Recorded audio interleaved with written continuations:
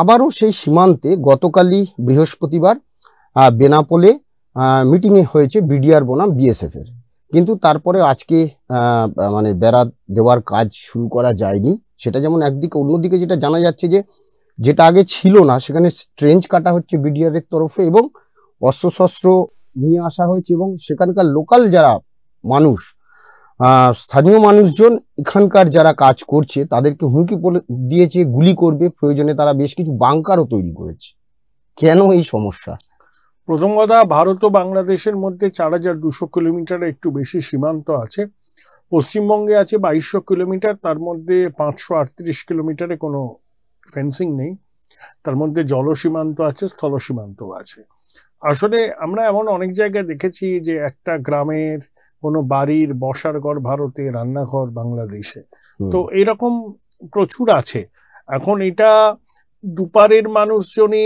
দুপারের মানুষজনের সঙ্গে যোগাযোগ আছে, এবং যাদের ভারতীয় যারা কাঁটাতারের ওইদিকে যাদের জমি পড়েছে তারা কিভাবে যাবেন।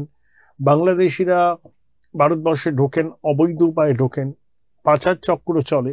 এখন বেড়া দিলে পরে তাদের ওই কারবার বন্ধ হয়ে যাবে, তো সেইটা একটা প্রতিবাদের কারণ। আর এখন বাংলাদেশ জুড়ে পায়ে পা লাগিয়ে ঝগড়া করার প্রবণতা হচ্ছে, ভারতকে শত্রু রাষ্ট্র ঘোষণার দাবি করা হচ্ছে, এবং একই সঙ্গে সব জায়গায় বলা হচ্ছে ভারতীয় আধিপত্যবাদ। তো এই ভারতীয় আধিপত্যবাদ জিনিসটা কি, সে জিনিসটা ওরা পরিষ্কার করে বলেন না। যত এই ধরনের যুদ্ধ জিগির তোলা যাবে, এই যে ভারত এক্ষুনি আক্রমণ করছে, তাহলে কি হবে, বাংলাদেশে যখন বাজেট হবে তখন তাতে প্রতিরক্ষা খাতে ব্যয় বরাদ্দ বাড়বে।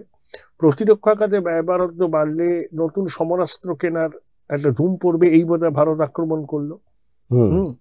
তখন কিছু দালাল সক্রিয় হবে, সেনাকর্তা, ব্যুরোক্র্যাট, পলিটিশিয়ানরা। যখনই কোনো বড় আর্মস ডিল হয় তখন তারা খুব সক্রিয় হয়ে ওঠে এবং বিনিময়ে কাটপানি পায়। বাংলাদেশে ঢাকায় পাকিস্তানের হাইকমিশন অফিস এখন খুব সরগরম, দালাল রাজ চলছে। কিছুদিন আগে ঢাকার একটা 7 তারা হোটেলের 14 তলায় গেছিলেন পাকিস্তানের হাই কমিশনার, সেখানে তিনি সাইকেল রিক্সায় প্যাডেল করেছেন, অর্থাৎ দু দেশের সম্পর্ক কতটা ঘনিষ্ঠ সেটা বোঝাতে চাইছেন। আর ইশাক দার ফেব্রুয়ারি মাসে আসছেন, পাকিস্তানের বিদেশ মন্ত্রী, তারপরে নাকি ইউনুস যাবেন এপ্রিল মাসে ইসলামাবাদে।